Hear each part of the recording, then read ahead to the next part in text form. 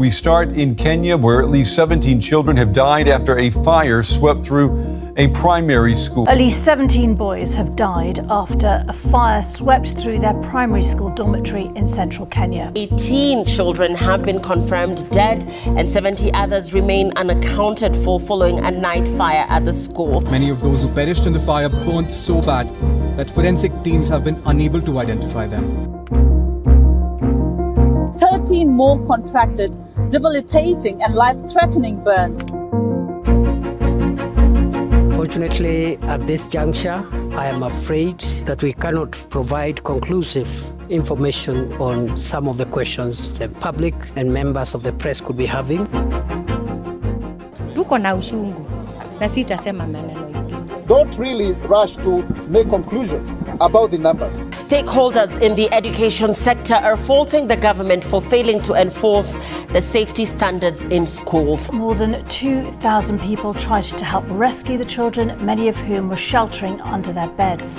Since then, mysterious fires have continued engulfing schools and dorms across the nation. The country's president called the news devastating. The president has ordered investigations into the cause of this fire that broke out at midnight. It's already been a month since tragedy last struck, even in a place where tragedy feels almost routine.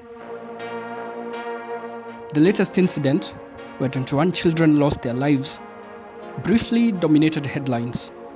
We grieved as a nation, demanded accountability, and for a moment, promises of change filled the air.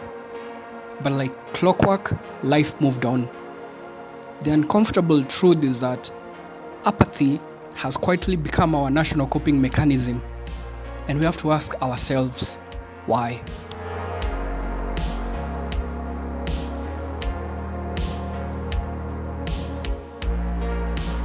The Endarasha fire feels disturbingly familiar, like an echo of past disasters. Bombolulu, Kianguli, Moi Girls, and so many others.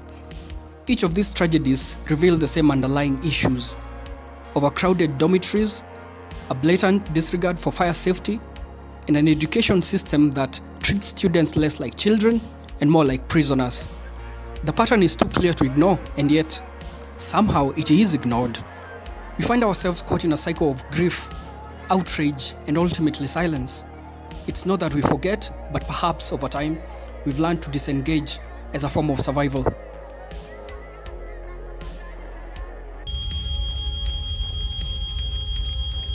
This is fine. I'm okay with the events that are unfolding currently. To understand this apathy, we need to step back and look at the bigger picture. Kenya is a country where, for many, daily life is a constant struggle. The pressure to survive, whether it's scrapping together enough money for school fees or navigating a healthcare system that often fails its people, leaves little room for sustained grief.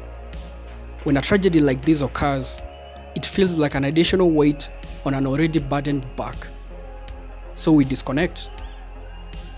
Not because we don't care, but because caring too much in a world that offers so little in return is overwhelming. And then there's the media, where news moves faster than you can process. Tragedy is packaged into bite-sized stories designed for maximum emotional impact.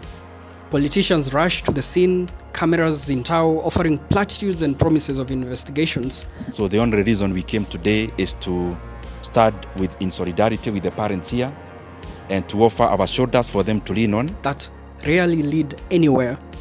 For a few days, we are bombarded with images and sound bites, but as soon as the next story breaks, our collective attention shifts.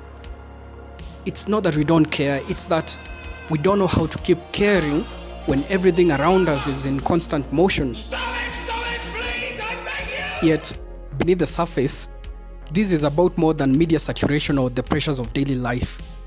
It's about systemic failures that we've allowed to persist for far too long. The Kenyan education system, in particular the boarding schools, carries the weight of a colonial past that prioritized control and discipline over the well-being of children. These schools have become institutions where overcrowded dormitories, barred windows, and fire hazards are treated as normal.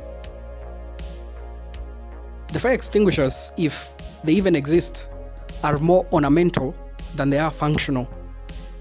And in the rush to instill discipline, the safety of the students is often ignored. But here's the hard truth. We are all complicit. We send our children to these schools knowing the risks. Why? Because for many, there are no other options. Boarding schools, despite their flaws, offer structure and discipline that families often can't provide at home. They are a necessary evil in a system where parents are expected to pay for nearly every aspect of their child's education, from books to uniforms to extra fees. Keeping a child at home, especially during long school holidays, is a luxury few can afford. And so the cycle repeats. A tragedy happens, we mourn, then we send the next generation into the same flawed system, hoping that this time things will be different. We search for easy answers. Maybe it's drug abuse, maybe it's bad behavior, maybe it's the underpaid teachers. We look everywhere, but at the core of the problem, which is a broken system that is failing our children. So, what can we do? Blaming the government, though justified, is not enough. Real change will require action at the grassroots level. Parents and communities must demand accountability before tragedy strikes, not after. School safety audits should be routine and their results made public. Parent-teacher associations must take a more active role in overseeing school conditions. But even more than that, we need to reconsider the very structure of Kenyan education. At the heart of this discussion is the role of boarding schools, especially for younger children.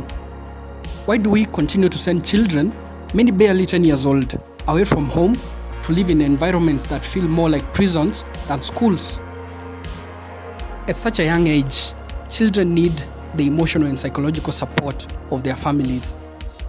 Instead, we lock them away behind barred windows, far from the comfort and protection of home, because we believe it's the only way they'll succeed.